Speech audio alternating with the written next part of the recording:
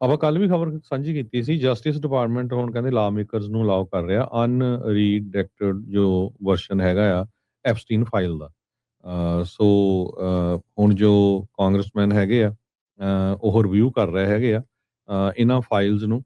ਹਾਲਾਂਕਿ ਕਹਿੰਦੇ 3 million files ਹੈਗੀਆਂ ਤੇ ਜਸਟਿਸ ਡਿਪਾਰਟਮੈਂਟ ਨੇ ਜੋ ਰਿਲੀਜ਼ ਕੀਤੇ ਹੈਗੇ ਆ ਉਹ ਡਾਕੂਮੈਂਟਸ ਉਹ ਕਾਂਗਰਸ ਦੇ ਵਿੱਚ ਇੱਕ ਲਾ ਪਾਸ ਹੋਇਆ ਸੀ ਉਹਦੇ ਮੁਤਾਬਕ ਹੀ ਕੀਤੇ ਹੈਗੇ। ਪਰ ਹਜੇ ਤੱਕ ਵੀ ਬਹੁਤ ਸਾਰੇ ਜੋ ਡਾਕੂਮੈਂਟਸ ਆ ਉਹਨਾਂ ਨੂੰ ਜਿਹੜਾ ਰੀਡੈਕਟ ਕੀਤਾ ਗਿਆ ਹੈਗਾ ਕਿਤੇ ਕਾਲੀ ਸ਼ਾਹੀ ਮਾਰ ਦਿੱਤੀ ਗਈ ਹੈਗੀ ਆ ਜਾਂ ਸ਼ੋਅ ਨਹੀਂ ਕੀਤੇ ਗਏ। ਪਰ ਉਹਨਾਂ ਨੂੰ ਹੁਣ ਜਿਹੜੇ ਆਪਾਂ ਕੱਲ ਵੀ ਕਿਹਾ ਸੀ ਵੀ ਜਿਹੜੇ ਕਾਂਗਰਸਮੈਨ ਚੈੱਕ ਕਰਨ ਜਾ ਰਹੇ ਹੈਗੇ ਆ ਨਾ ਤਾਂ ਉਹਨਾਂ ਨੂੰ ਆਪਣੇ ਫੋਨ ਕੈਮਰਾ ਕਿਸੇ ਤਰ੍ਹਾਂ ਦੀ ਕੋਈ ਚੀਜ਼ ਲੈ ਕੇ ਥਾਮਸ ਮੈਸੀ ਤੇ ਰੋ ਖੰਨਾ ਗਏ ਸੀ ਨਾ ਦੋਨੋਂ ਜਾਣੇ ਜੀ।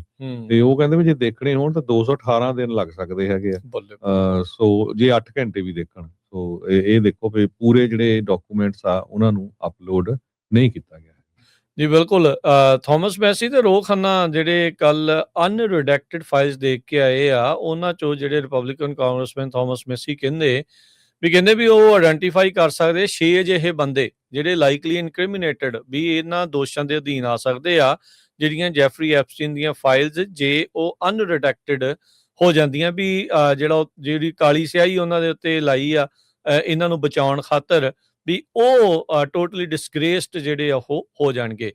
ਕੈਂਟਕੀ ਦੇ ਜਿਹੜੇ ਰਿਪਬਲਿਕਨ ਆ ਉਹਨਾਂ ਨੇ ਕਿਹਾ ਵੀ ਉਹ ਕਾਂਗਰੈਸ਼ਨਲ ਪ੍ਰਿਵਿਲੇਜ ਦੇ ਅੰਡਰ ਇਹਨਾਂ ਨਾਮਾਂ ਨੂੰ ਜਨਤਕ ਕਰ ਸਕਦੇ ਆ ਜੇ ਜਸਟਿਸ ਡਿਪਾਰਟਮੈਂਟ ਨੇ ਇਹਨਾਂ ਦੀਆਂ ਆਈਡੈਂਟੀਟੀਜ਼ ਨੂੰ ਲੁਕਾ ਕੇ ਰੱਖਣ ਦੀ ਜਿਹੜੀ ਉਹ ਕੋਸ਼ਿਸ਼ ਕੀਤੀ। ਮੈਂ ਕਹਿੰਦਾ ਵੀ ਫਿਰ ਵੀ ਤਗੜਾ ਆ ਬੰਦਾ ਵੀ ਇਹ ਸਟੈਂਡ ਜਿਹੜਾ ਉਹ ਲੈ ਗਿਆ ਆ ਵੀ ਇਦਾਂ ਦੇ ਘਿਨਾਉਣੇ ਲੋਕ ਜੋ ਆਪਣੇ ਆਪ ਨੂੰ ਮੁਲਕ ਦੇ ਲੀਡਰ ਜਿਹੜੇ ਉਹ ਅਖਵਾ ਰਹੇ ਨੇ ਕਹਿ ਰਹੇ ਨੇ ਵੀ ਉਹਨਾਂ ਨੂੰ ਜਿਹੜਾ ਆ ਉਹ ਪਰਦਾਫਾਸ਼ ਉਹਨਾਂ ਦਾ ਹੋਣਾ ਹੀ ਚਾਹੀਦਾ ਹੈਗਾ। ਸੋ ਅਦਰਵਾਈਜ਼ ਕੰਮ ਬਹੁਤ ਜਿਹੜਾ ਉਹ ਖਰਾਬ ਰਹੇਗਾ।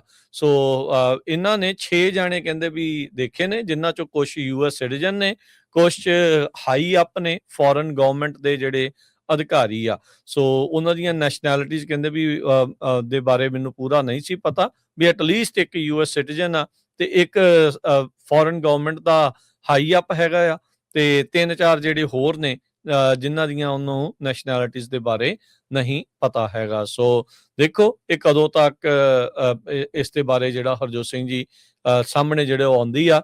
ਡਿਪਾਰਟਮੈਂਟ ਆਫ ਜਸਟਿਸ ਦਾ ਇਸ ਟਾਈਮ ਇਹ ਪੈਡੋਫਾਈਲਸ ਇਹ ਜਿਹੜੇ ਸੈਕਸ ਟ੍ਰੈਫਿਕਰਸ ਤੇ ਇਹ ਜੈਫਰੀ ਐਪਸਟਾਈਨ ਦੇ ਦੋਸਤ ਮਿੱਤਰ ਤੇ ਜਿਹੜੇ ਕਹਿ ਲਓ ਵੀ ਰਿਸ਼ਤੇਦਾਰ ਹੀ ਕਹਿ ਲਓ ਹੁਣ ਇਹਨਾਂ ਨੂੰ ਇਹਨਾਂ ਦੇ ਵੀ ਪੁੱਠੇ ਕੰਮਾਂ ਦੇ ਵਿੱਚ ਇੱਕੋ ਤਰ੍ਹਾਂ ਦੀ ਜਿਹੜੀ ਸਾਂਝ ਪਾਈ ਬੈਠੇ ਸੀ ਵੀ ਉਹਨਾਂ ਨੂੰ ਬਚਾਉਣ ਦੇ ਵਿੱਚ ਲੱਗੀ ਜਿਹੜੀ ਉਹ ਹੋਈ ਆ।